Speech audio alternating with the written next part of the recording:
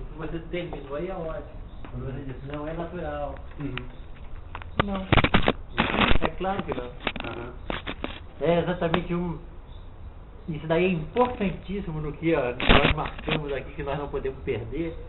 Representação, sair da representação, e começar a pensar em termos de produção, de um verdadeiro ato de criação. Naturalmente, Teodoro, nenhum homem pensa. Então talvez... Veja o que eu vou te dizer, pensar é antinatureza. É por isso que esse pensamento ele é inseparável daquilo que faz violência ao pensamento. O pensamento só pensa quando ele é violentado, quando ele é forçado a pensar. Nós precisamos sair dessa ilusão que os grandes pensadores da representação vieram, foi exatamente fundamentar isso, de que pensar é o exercício natural de uma faculdade. Pensar não é o exercício natural de uma faculdade. Nós só pensamos quando forçados, quando alguma coisa que nós encontramos faz violência ao pensamento. Naturalmente, eu disse, o objeto que eu vejo, olha aqui, o objeto que eu vejo é o mesmo que eu pego, é o mesmo que eu ponho na boca, é o mesmo que eu ouço. Quando isso ocorre, isso é inseparável de alguma coisa que nós vamos chamar de um acordo das faculdades. Todas as faculdades estão trabalhando em acordo em torno de um mesmo objeto. O pensamento só começa a funcionar quando surge alguma coisa que põe as faculdades em desacordo. Esse pensamento, rapaz, vai trazer um monte de coisas impressionantes. É preciso um verdadeiro desacordo das faculdades para começar a pensar. Por isso que naturalmente ninguém pensa. Isso pode ser de curiosa maneira. Pensar de boa vontade. É outra coisa que nós conhecemos muito desde pequeno, que os homens de boa vontade, né? De boa vontade ninguém pensa. Só se pensa de má vontade, quando é violentado. Verdade, Nelson, você está entendendo?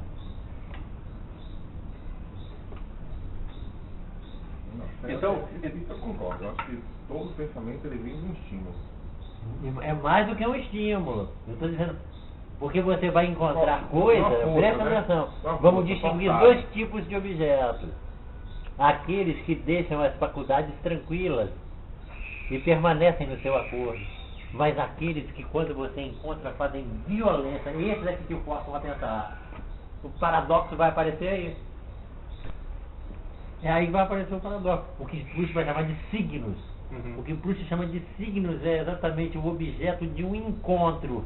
Nunca o objeto de um reconhecimento.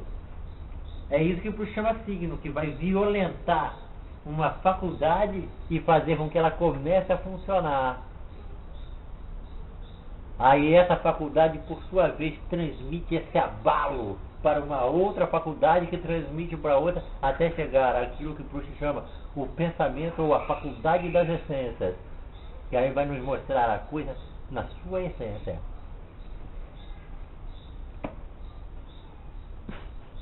É isso aí, não era mole, que é isso, um homem comum. Aí isso, de uma certa maneira, inclusive, é um conforto para o homem comum. Tem aí assim, não. Porque tem uma questão aí de orgulho. Naturalmente eu não penso. Não, naturalmente não. É isso, pelo contrário. Todo mundo, ninguém vai ficar muito puto, porque até compreende que você não seja o mais bonito, que você não seja o mais alto, mas no que diz respeito ao pensamento, todo mundo se acha igual. Você está entendendo que todo mundo naturalmente pensa. Aí era mole. Tomando escola na beira da piscina, todo mundo já bêbado, comendo, tá todo mundo pensando. Mas só se pensa violentado, rapaz. Raramente, alguns homens pensam, em raras ocasiões. Naturalmente não se pensa, naturalmente você imagina. Naturalmente você imagina. Por isso que a gente precisa fazer um movimento. Porque quando a gente diz isso, o que vem a ser isso, pensar? O que é pensar? Eu estou dizendo, hoje você levantou a questão, ligado já ao que nós estamos liberando, está funcionando. que pensar é atingir essas regiões moleculares, essas regiões intensivas. Só o pensamento pode nos levar lá. E é isso que a gente está, que o antiédipo vai ser o tempo todo percorrido por isso. Os esquizofrênicos, é aí que eles estão. É isso que vai mudar no século XX, e isso é que vai permitir obras como essa, que vão dar uma nova direção ao pensamento. Até então, o esquizofrênico era tratado como um alienado, como aquele que perdeu o contato com o real. Olha aqui, ele vai mudar completamente de lugar, como aquele que vem nos falar dessas regiões, como aquele ao que o homem do século XX precisa dar todo o ouvido e prestar atenção. Você está entendendo o que eu estou falando? Os esquizofrênicos e os grandes pensadores vão se aproximar. O que vai ocorrer nessa obra, cara? O que vai ocorrer nessa obra?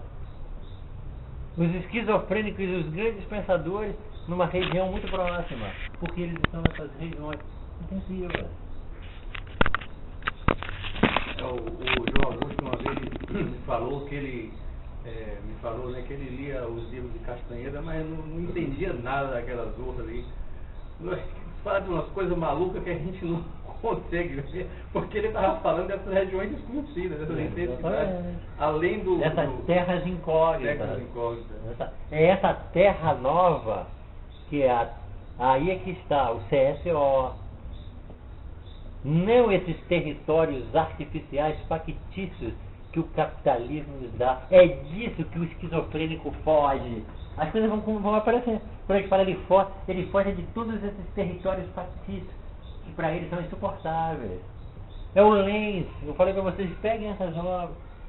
Lenz vai para as montanhas. Lá tudo para ele vive em termos de máquinas. As estrelas como máquinas celestes, as montanhas como máquinas alpinas.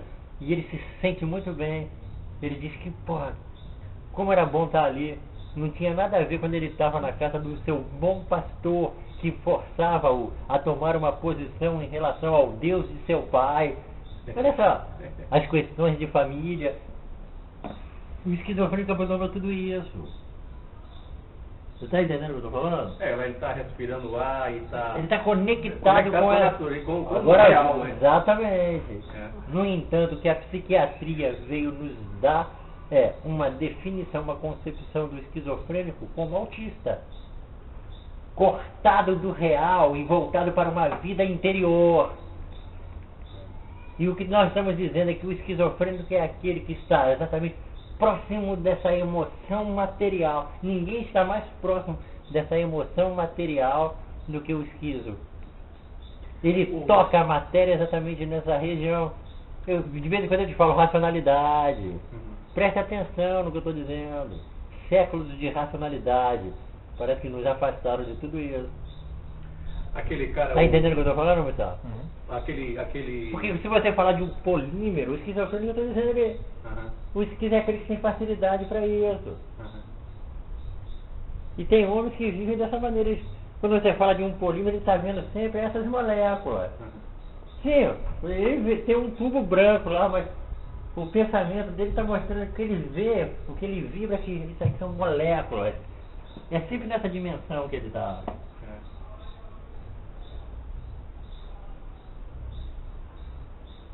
Pô, porque olha, para nós, é incrível, para nós homens pós-século XX, isso é de uma facilidade muito grande.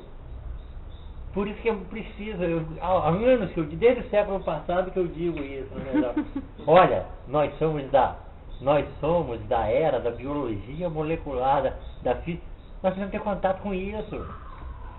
Você está entendendo o que eu estou dizendo? Porque ele nos leva para essas regiões. Depois que você lê biologia molecular, você não pode mais pensar o homem, a não ser em termos dessas proteínas, dessas enzimas, dessas moléculas. Pensar molecularmente. Aí fica difícil, é isso, porra. É aguentar 5 minutos de um cara falando de simbólico, de produção do homem pela cultura. Se você está nessa dimensão, você está entendendo? Das moléculas, você diz, é como Arthur. Arthur, o esquizo, falando de Deus, falando da metafísica. Ele diz, é esse cu de rato morto pendurado no teto do céu. Ele está longe disso, não viu mais com essas tolices, sabe? Eu não tenho papá nem mamã. Quem é que está dizendo isso? É o inconsciente órfão. Não. Lá nessas regiões. Agora, até para um papá e para uma mamã, que é isso que a gente está falando na família que começa um trabalho que é muito estranho. Porque tudo que a criança mexe no berço, foi pra mim. O pai e a mãe que estão vivendo tudo em torno, como se fosse para papai e para mamãe. É eles que estão vivendo dessa maneira, tá entendendo? Aí eles vão ficar muito tristes se você disser pra eles, rapaz, ele tá cagando e andando pra você. Exato, ele está num mundo de conexões maquínicas, de intensidade. Mas tudo é papai e mamãe. Ele falou papai, não. Provavelmente as crianças hoje falam primeiro Xuxa, Samsung. Tá ligado na televisão, porra. Ele falou papai, não, Mustafa. Ele falou Samsung. Mas aí o papai vai ficar, sabe? Vai ficar decepcionado. Pô, tenho tanto trabalho, tanto dinheiro em você, vai, ao invés de falar meu nome, ele não falou papai, não, ele falou Mastercard. Ele tá investindo a máquina social, pô.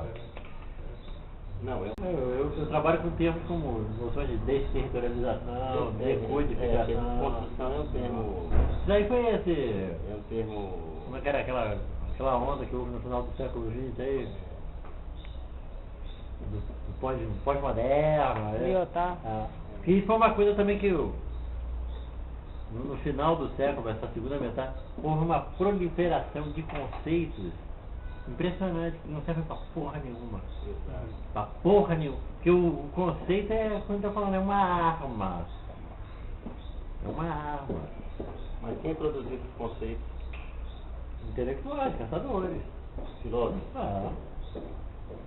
Mas os conceitos que ganham a mídia são geralmente esses que vêm da representação. Que tem uma penetração.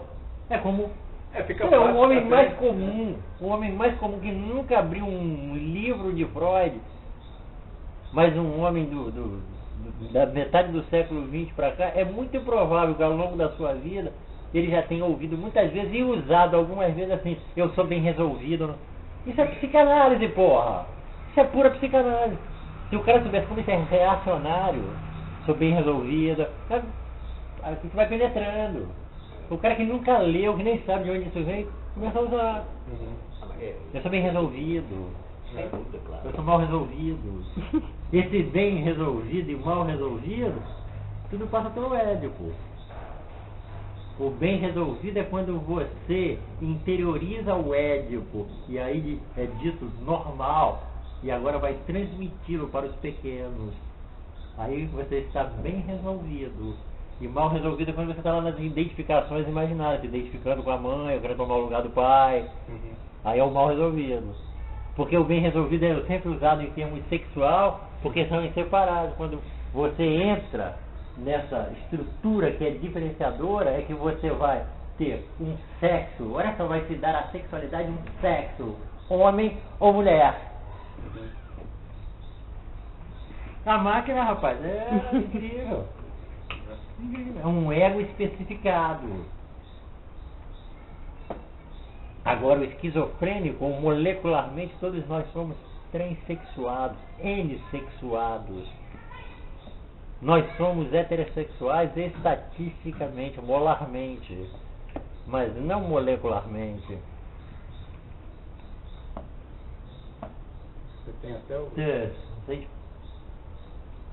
Nesses trabalhos nós vamos encontrar a teoria do hermafroditismo vegetal. Que coisa impressionante. Como cada um de nós tem os dois sexos. Os hormônios, né? Puxa, você produz tanto o estrogênio como a testosterona. Mas você vai, eu estou falando, mas nós somos bissexuados, rapaz. Agora um predominou sobre o outro, né? Estatisticamente, exatamente. Um predominou sobre o outro. Quer dizer, quando você estava lá na diferenciação lá, de repente o hormônio masculino... Não, né? Você não pode botar o hormônio que aí você já perdeu. Não. O hormônio, tudo isso... É o resultado. É secundário, exatamente. É secundário. É secundário. Estou falando da intensidade. toda essa racionalidade científica, ela acaba sendo um obstáculo para nós. Você está querendo dizer, pensando de outra forma, que as intensidades é que produzem... E o perigo é sempre a gente recair no mecanicismo. É verdade. No mecanicismo. Que a gente... principalmente que a gente... Você vê que eu falei, pensamento maquínico. Na primeira aula eu comecei falando, maquínico não é mecânico nem orgânico. Nem mecânico nem orgânico. Monod fala de maquinaria. E que Monod você vê que ele, o Jean-Pierre Changé, o François Jacob, aquele capítulo lá do Operon, da Beta Galáctica, foram eles que desmontaram aquilo. Eles foram prêmio Nobel por causa disso. De como funcionava toda aquela maquinaria do Operon, da repressão e da ativação dessa enzima que vai permitir a quebra e a entrada da galactose na célula. Eles foram os que desmontaram isso nos anos 60. Porque veja que uma coisa, mesmo que você ouça poucas vezes, isso qualquer um se dá conta que nós somos muito bobo. De que nada, de que tudo aquilo que nós veneramos não vai ficar de pé. Aí começa os problemas, pô. Essa porra é uma demolição impressionante. Porque tudo depende de onde você está. Porque o que a gente estava falando na aula passada, aí você entendeu bem, todos os homens estão investindo isso aí, mas nem todos estão se sentindo bem. Agora aquele que acredita, aquele que sente que a família é sagrada, se me ouvir, pô, vai ser só conversação, pô. Porque uma coisa não é um homem ter uma família, ele pode ter uma família e sentir, mas, pô, o que esse cara tá falando aí, cara, é isso mesmo, sabe? Esse modelo de família... Ele não tá satisfeito, ele sente alguma... Agora, aqueles que apostam tudo nisso, que a saúde, que a saída é pela família, pelo Estado, quer melhorar, aqui não vai ter nada disso. Melhorar essa máquina, né? Essa máquina tem que ser levada para a desterritorialização. Agora você vê que é um tempo que até, eu sei disso, é até muito arriscado uma aula dessa, dependendo das figuras que estejam dentro de uma sala. O Brasil está num tempo muito brabo, rapaz, mas muito reaça. Eu sou do tempo da ditadura, eu vou te dizer, olha, as coisas eram bem mais fáceis. Eram bem mais fáceis. Na época da ditadura. Porque você vê que na época da ditadura havia um grande movimento contra o regime. Hoje, quem está fora disso é a periferia. Todos os membros da classe média que estão integrados nessa porra de levar essa porra aí. Naquela época não. Muito esquisito, né? E o Brasil está cada vez mais fraco, os jovens cada vez mais reaça, mais fracos, despolitizados. Nesse trabalho, ainda como fora da família é tudo muito brabo, você vê que houve esse fortalecimento da familiarismo dentro do Brasil, né? Exatamente. Fora da família, porra, é o estranho. Fora da família é inimigo. Porque aí... Você vê que hoje na universidade não há mais integração, mistura. Isso eu sei por experiência, com alunos que eu tive recentemente, que eram jovens, mudou completamente tudo isso.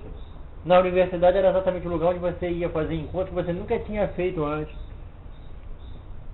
Porque até o colégio tudo é diferente. Os que são muito ricos estudam sempre nos mesmos colégios ricos. Agora na universidade era um encontro, era mistura. Dos que vinham da Zona Norte, dos que vinham da favela. Hoje não. Hoje o cara entra ali, não tem contato um com o outro, cada um vai acabar a sua aula, vai embora para sua casa. Tudo isso mudou muito. Até também como reflexo desse Mas foi o que eu falei naquele dia, eu entendi a reação deles aqui. É que fora da família, o grande problema do Brasil é esse, o que torna tudo muito difícil. Porque parece que essa é a nossa realidade. Ou é a família, ou é a perifa. O problema do Brasil é esse aqui, não tem esquizo, criador. Você tá dizendo, aqui não tem artistas revolucionários. Que como a gente tá falando desses artistas, sobretudo da música americana, que são tudo porra da pá virada, que se chama polícia de tira. Mas eles são artistas. Eles ganharam dinheiro. E eles vão se entregar. Porra, Ivete Sangalo, essa galera, tudo é polícia com a gente. É o isso que eles dão em cima de trio elétrico, pô. Agradecendo o chefe de polícia, do policiamento do carnaval. E o medo, Luiz, aqui no Brasil, o medo dos lugares públicos, né?